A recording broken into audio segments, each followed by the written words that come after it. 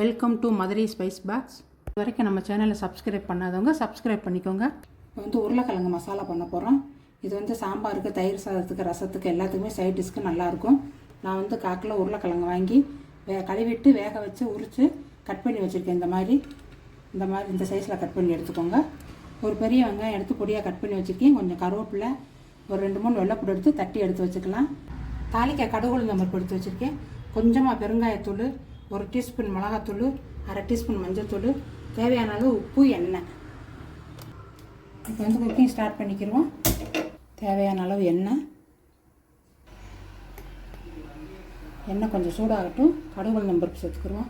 எண்ணெய் சூடாகிடுச்சு. கடுகு, உளுந்து. இப்போ கடுகு நல்லா வெடிக்கட்டும். கடுகு வெடித்த பிறகு வெங்காயம் சேர்த்துக்கிடுவோம். கடுகு பொரிஞ்சிடுச்சு. அடுப்பை சிம்மிலேயே வச்சுக்கிடுவோம். இப்போ தட்டி வச்சுருக்கிற வெள்ளைப்பூடை சேர்த்துக்கிறேன்.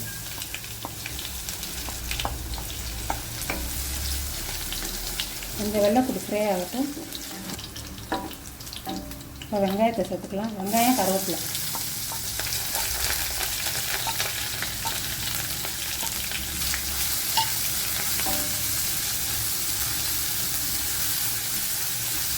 நல்லா வதங்கட்டும் வெங்காயம்.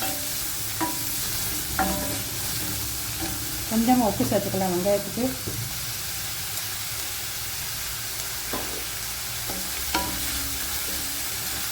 இப்போ கொஞ்சமாக பெருங்காயத்தூள் சேர்த்துக்கலாம்.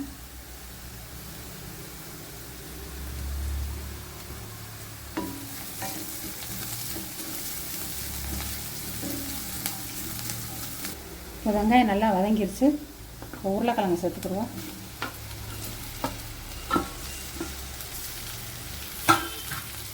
சேர்த்து வச்சு நல்லா ஒரு கலர் விட்டுக்கலாம்.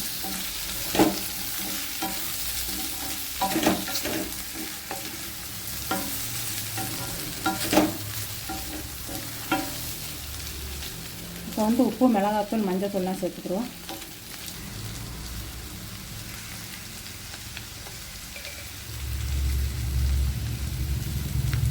காரத்துக்கு தகுந்த மாதிரி சேர்த்துக்கிடுவோம் மிளகாத்தூள்.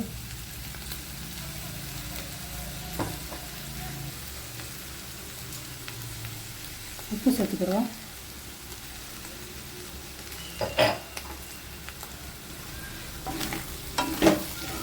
நல்லா கிண்டி விட்டுக்கலாம். மசாலாலாம் ஒரே மாதிரி வரும்.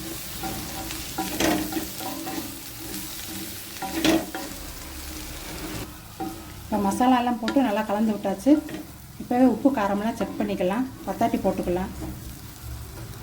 இப்போ லேசாக தண்ணி தெளித்து, கொஞ்சமாக தண்ணி தெளிங்க, ரொம்ப ஊற்றக்கூடாது.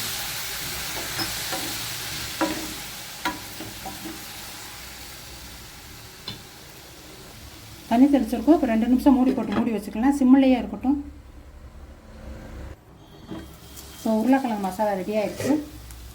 இப்போ கொத்தமல்லி தழை போட்டு இறக்கிடலாம். தேவைப்பட்டால் சேர்த்துக்கலாம் கொத்தமல்லியில், இல்லாட்டி இல்லை. அவ்வளோதான். அடுப்பை ஆஃப் பண்ணிக்கலாம்.